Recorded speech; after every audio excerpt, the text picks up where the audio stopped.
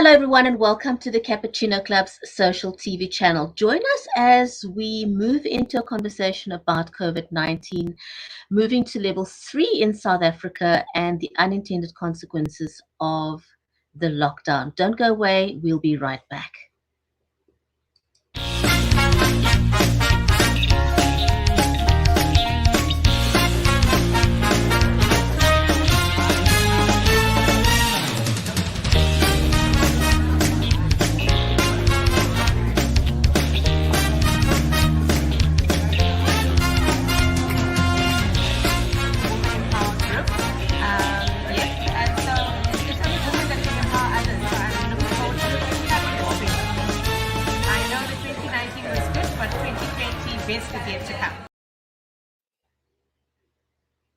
If you're just joining us, a very warm welcome from a very, very, very, very cold Cape Town.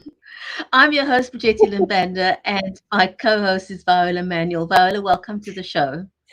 Thank you so much. If anybody was like doubting what the weather is like, I just need to look at me today. It's like I am so warmly bundled. It was such a cold day in Cape Town today. Strangely cold. It went like from a very nice sort of sort of some autumn day yesterday to a freezing cold day today. So yeah, I'm ready for the weather. Hey.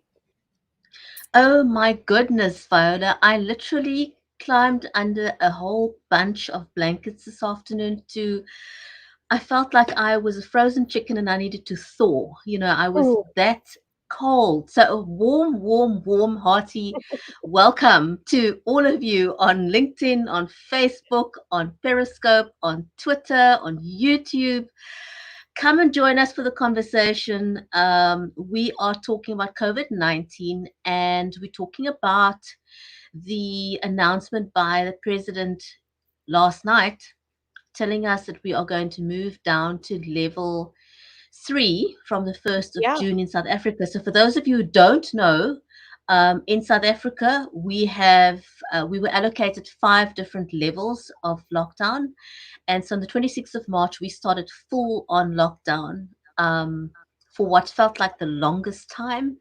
And we're currently in level 4, and we're looking forward to moving to level 3 from the 1st of June. And perhaps we can unpack a little bit what that's going to look like.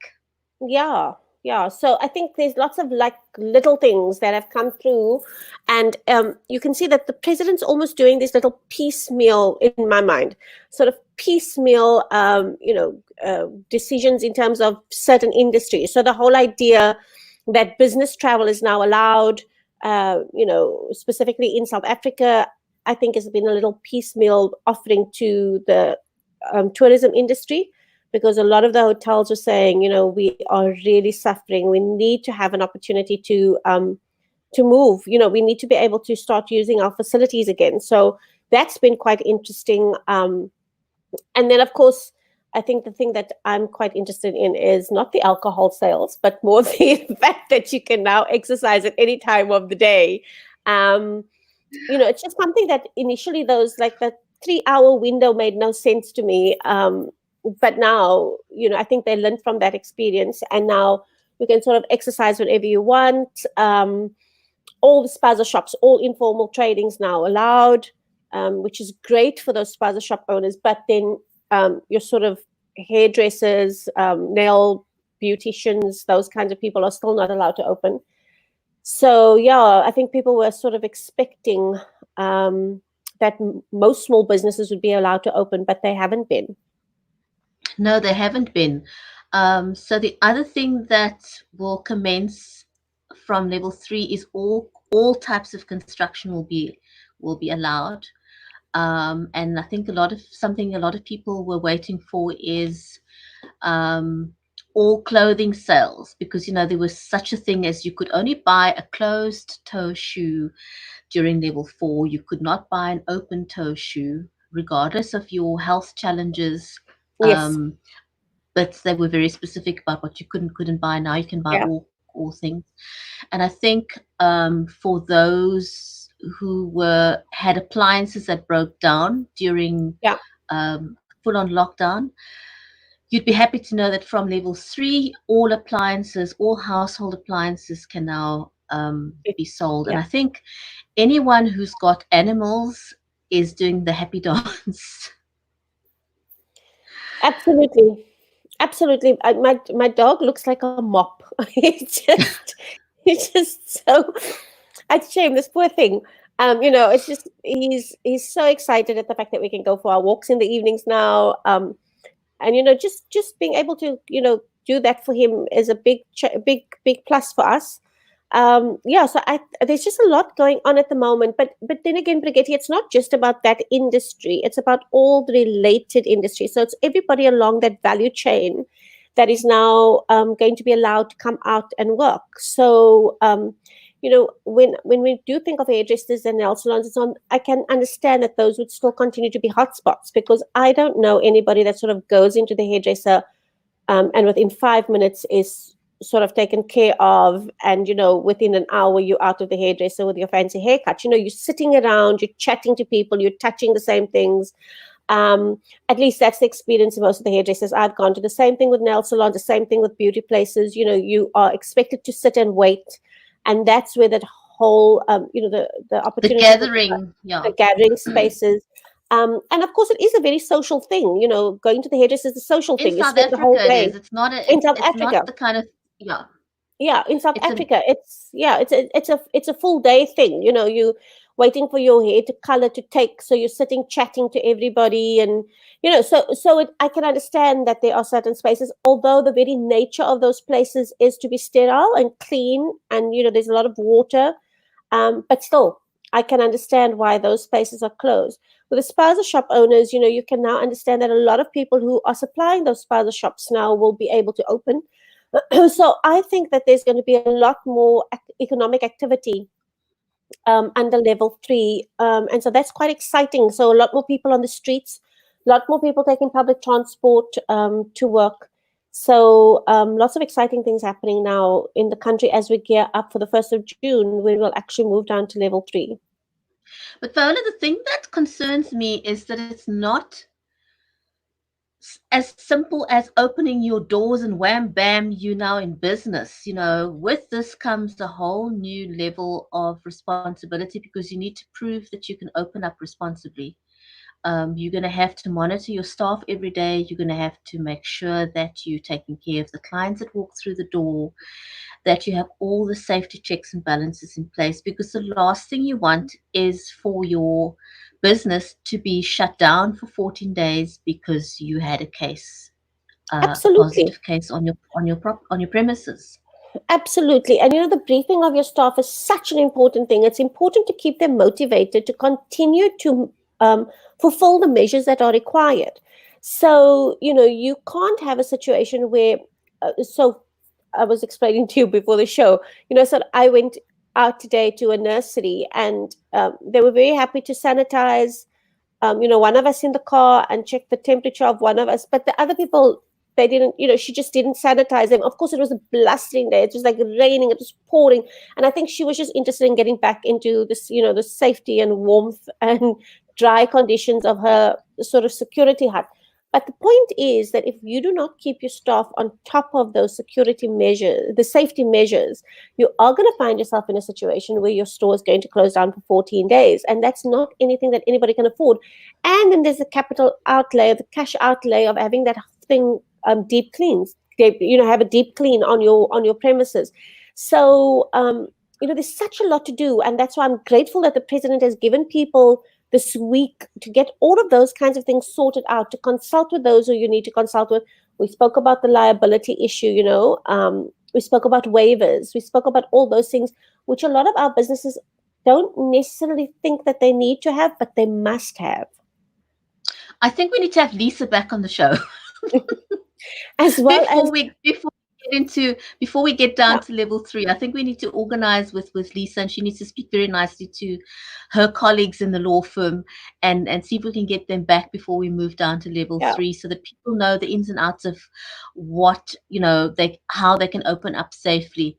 And I think a lot of people are also doing the happy dance about the alcohol, but again, it's not simply a matter of you can walk in and go and buy alcohol to your heart's content. It's going to have to be done in a responsible um, manner. And I think there are certain limits and Yeah. certain hours. We don't have all those details yet, but he did say that there'll be strict regulations that's going to govern the Yeah. sale of alcohol. And of course, the big bane for most people is that cigarettes, the sale of cigarettes are still forbidden. Mm. And the one thing that I think is will continue to be a challenge for all of us, Viola, is the fact that even though the economy is starting to open up, gatherings per se are still not permitted, which Yes. still means you cannot go and have that tea party with the family. Yes. Which You know, which or you still still means, can't invite them for dinner or lunch, or you still cannot go and meet your friends for a cup yeah. of coffee. Yeah. Those things are still in place. Yeah, and so one thing we neglected to say is that, of course, Eid Mubarak to all our Muslim viewers and everybody who's celebrating that today. But again, a very strange uh, day for a lot of our Muslim viewers, and our just not being able to spend time with friends and family today, not being able to go to mosque. So very much. A great effect on the fact that there's no public gatherings, no religious gatherings, because you a lot of people, for many people, that's a highlight of their social calendar, during the week. So there is a bit of a concern around that people are going to start getting very frustrated by the fact that they can't meet, that they can't meet with family, that they can't see family. um, and I'm absolutely certain that lots of people are just practicing social distancing, wearing their masks, wrapping themselves in saran wrap, sort of standing outside the door, just waving at grandkids. There's a lot of things that are being done to just creative and innovative ways, because I don't think that seeing people on a screen anymore is good enough, especially when your family sort of stay down the street. So I do think that very slowly, there is going to have to be some kind of consideration around meeting and family, and going to see family, and going to see friends, and so on, especially if you're talking small groups. It's very difficult, you know. I mean, I've almost lost count now, Viola, of the number of Zoom memorial talks that I've attended in the last while. Um, it's extremely difficult to say goodbye to people that were a huge part of your life for many years, and to not be able Absolutely. to be there for the friends and family. I mean, my heart was broken for a friend who hasn't was not able to see her mom since the 26th of March when the lockdown started, and she's lost her mom. That's so sad. Um, It's like you absolutely know, crazy.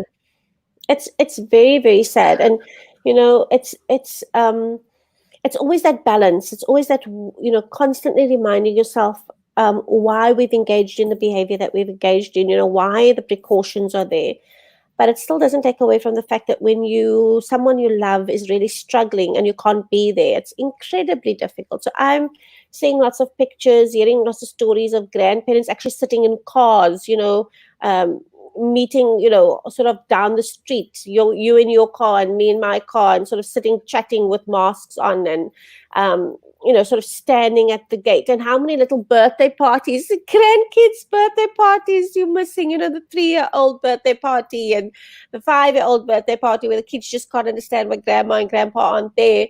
So there's a lot going on, and people's lives, people are still busy living their lives, but it is quite entertaining to hear how innovative people have become around, just wanting to see their grandkids. So, other days, this aunt, sort of friend of ours at church, was saying she's just bought on a full PPE, kit, full PPE kit, gloves, the full outfit or whatever, because, she says she has to go see her grandkids. She just stands there and she waves, and she's got this funky outfit on, and she's now taken to painting, putting color markers on it so it looks really funky, and the kids just love it, and they sing all their little favorite songs and so on. But it's still dangerous. It's still not what must be done. You shouldn't be doing things like that, but people are finding innovative ways to make those human connections again. It doesn't really matter, but masks are going to remain compulsory, I guess, until level 1. Until we are told that it's okay, until a vaccine is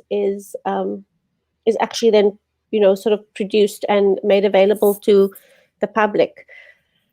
I think So we're yeah, going to continue to be very, very careful. If you're watching the show live, let us know where you are watching us from, yeah, and where you are currently at in COVID-19 in lockdown. Are you still in lockdown? How you experience it. I know that there's been some areas in the States, I read a bit about that earlier today, where people are absolutely starting to protest against yeah, the lockdown regulations. I think one, as much as it's been tough for me, I mentioned to you earlier that something that really broke my heart is someone who's got a sibling. They no longer have parents. Someone who's got a sibling who's actively dying, and the police told them they cannot go and see their brother and take care of him.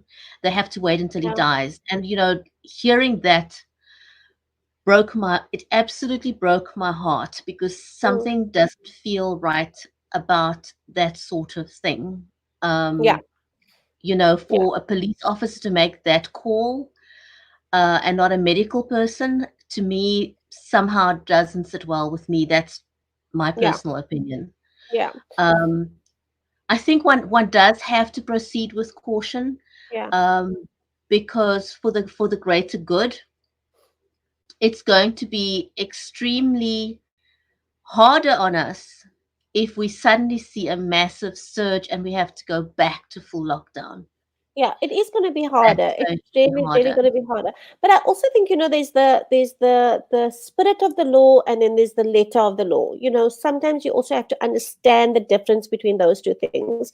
That if somebody is dying in my street outside, or somebody's being attacked by somebody in my street outside, you know there's the whole idea of the letter of the law and the spirit of the law. Yes, the letter of the law says you cannot go out there. The spirit of the law is basically saying protect yourself and take care of yourself. That's why we've put in lockdown procedures. But if somebody's outside and being attacked and whatever, you're going to go outside and go and help them. So those kinds of balances are being considered. Same thing with your kids going back to school. The president has acknowledged we cannot force parents to send their kids back to school. So there again, you are going to have to make that call. Do you want to send your kids to school? I know lots of the teachers are sort of geared up, ready to get back to school, ready to be briefed on PPE, where, sanitizing and temperature control and all of that. And the infrastructure just wasn't there. The supplies just didn't come. So they sort of sat at school for days. Nothing happened. Nothing came. And it completely disheartens teachers, and then having to have that conversation with teachers about, are they frontline workers? Should they be allowed to have the same benefits that other frontline workers have? Not having to queue at malls, etc., etc. So there's a whole new set of discussion happening. But I just it's really starting to get to the point where you are going to have to use your judgment and exercise your judgment on a lot of things. You know, I know, right? I mean, I heard yeah, I heard the conversation around someone saying, for example, what makes the teacher as a worker, an essential worker, more than any other person with a job? correct, correct, correct. So that whole discussion is busy bubbling at the moment. And again, how do you already ask overworked teachers to now have to police face masks and sanitizing and did you wash your hands and all of that kind of stuff? Some of the teachers are going to do it because they just love those kids, and some of the teachers are just not going to do it. They are not going to do it, and your child is going to be exposed, and it's just going to be what it is. And what happens to a school where there is suddenly they're all ready to go back to school day, COVID-19 case, and then the school's closed again for 2 weeks. Parents have prepared themselves psychologically for the fact that the kids are going back to school. I'm sending my child to school. One kid tests positive, the whole school closes down again for 2 weeks. Those are the realities of what we're talking about at the moment. I know, Viola, and as South Africans, we are very sociable society. And, knowing our school children, how is one teacher going to stop a rush of children huddling together, wanting to hug each other and hold each other? Absolutely. And how do you stop that? Yes. How do you stop that? You're not going to be able to stop that. It's just, it is what it is, and that's the, those are the realities. So it's very nice for us to talk about the theory of an issue. How to implement it practically is going to be another major thing. So when the president says, we'll have to get extra facilities and extra infrastructure, so that we can make sure that our kids are safe and that there is the opportunity to sanitize and wash as often as they need to, etc., etc., etc. How are they planning to implement that? How are they planning to get teachers to police children when they come back to school? So there's a lot of stuff going on, a lot of discussion going on. There's a lot of, I think, wishful thinking, I almost want to say, without being, frivolous about it. But I think there is a little bit of wishful thinking going on at the moment. There's so much to unpack when it comes to school, Viola. I think we can talk about this all day because, unfortunately, the truth of the matter is in South Africa, we still have schools with pit toilets. That Absolutely. is, it is what it is. We've still got pit toilet schools. Yeah, How do you possibly sanitize under those conditions? conditions. How? How Mm-hmm. do you do that? Even Yeah. schools that has proper bathrooms, they were never properly cleaned. Yes. How do that's the other problem. Yeah. How do you suddenly go from a scenario where bathrooms were traditionally not kept in a sanitary condition, where children sometimes used to not go at school all day because it was not clean enough, to now suddenly being able to want to touch that same tap and wash their hands should they need Absolutely. to, you know? Absolutely. No, there's no cleaners at the schools anymore. There's no janitors at the schools anymore, unless the school governing body puts money aside to actually employ more cleaners. It's just not going to happen. So, you know, um, I'm glad the president has made the statement that you can't force people to send their children back to school. Some people will have to send their kids back to school. School is the one place where the kid gets a proper meal. School is the one place where the child is safe. Some parents are going to have to send their children to school. But the reality of it is, it's going to be a very difficult decision for parents to make because they love the kids, and it's not going to be the pretty picture that's being painted with, they'll be sanitized, opportunities to sanitize, it's not going to be like that. Teachers are not going to police your kids and facilitate the fact that they wear their masks every day. It's not going to happen. There's a lot of logistics in this. A lot of children go to school via taxis, for example. And we know, despite rules, regulations, they cram as many children as they possibly can into these taxis to get them to school. Now, with the social distancing, they theoretically, legally, may not do this. How are they going to manage? Um, what about the viability? Because these people run businesses and they're going to say, Correct. well, I can't transport 40 or 50% of my usual complement and cover my expenses. Yes. Yes. So And the parents yeah, are economically strapped.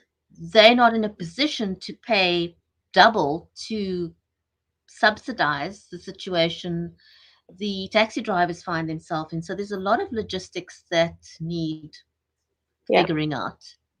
yeah. And you know what? I do think that the think tanks, that put these two things together, I'm absolutely sure that they are cognizant of these issues. I mean, I'm sure that they think about these issues and that they know that this is what's going to happen.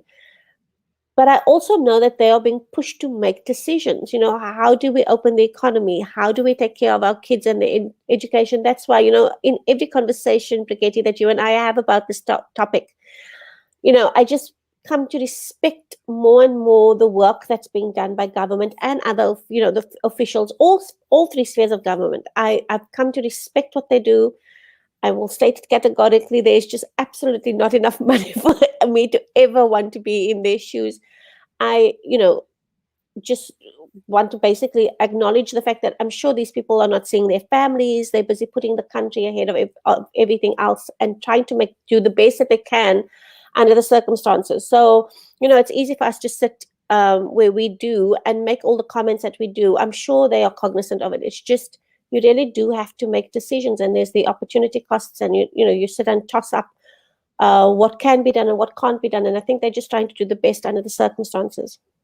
Oh, And absolutely. They're doing a great job of absolutely, yeah. absolutely. And I don't think there's a country in the world right now affected by this disease that doesn't sit with exactly the same situation, where there are decisions being made that doesn't please everybody, but it's about a greater picture, a bigger picture. Absolutely. And I think the other thing I wanted to re-emphasize is that even though travel will be allowed, it's business travel only, so you Only may not travel for pleasure. pleasure. Mm. And our borders remain closed, so Yeah, you still cannot, even for business, you cannot. And I think that's kind of worldwide. I don't think yeah, anyone has opened up no, their airspaces for international travel. So as with the rest of the world, our borders still remain closed for international travel. It's only yeah, local business travel that's permitted. yeah. Yeah, and that, I think, again, as I said, it was just to really boost the tourism industry, and the hotel industry and the travel industry. So yeah, it's exciting times. We'll look forward to seeing how things will sort of pan out on the 1st of June. And then, of course, wait for then there's that anticipation of when do we move to level 2, and what does level 2 involve. You start dating the guy, and then they want to know when you're marrying him, and then you get married, and they want to know when you're having your first kid, and then when you're having the second one. There's always the anticipation of what comes next. So What comes you know next? I yeah, know. Oh from the my first of goodness. so from the 1st of June, there's just going to be discussion on when do we get to level 2. So yeah, so it's going to be quite interesting to see. I think a lot of pressure now about this sort of social gatherings, religious gatherings. I think there's a lot of pressure now. Also getting to wedding season. October, November, December's wedding season. Lots of brides have been, fitting on that wedding dress, not eating during lockdown, hoping that they would still be able to have that fantastic reception, with all the bloomer and the people and the invitations have gone out and everything like that. So it's always going to be interesting to see, where the big dates will be in terms of when we'll move to level 2, level 1, or if we actually go back to level 5 after we peak. Absolutely. But I must tell you, the one thing that's impressed me through all of this, I mean, there's been a lot of sadness, but there's also been a lot of excitement. We've irrevocably entered a new phase in the history of mankind. We're never going back to the way things were. The Absolutely. way everything has changed, the way we look at life, the way we do life, everything has changed. And I think it's also made way for a lot of innovation. And I Yes. think, companies moving forward are never going to do business the way they did before. Um, and, very interestingly, and I know we're looking forward to next, I think it's next Tuesday, we're going to have Bill Vic on the show, and we're going to talk about comorbidities during lockdown and COVID-19. And so something that's very close to my heart personally is, the fact that for so many years, people with disabilities, whether they were visible or invisible, for example, were told that they could not work from home.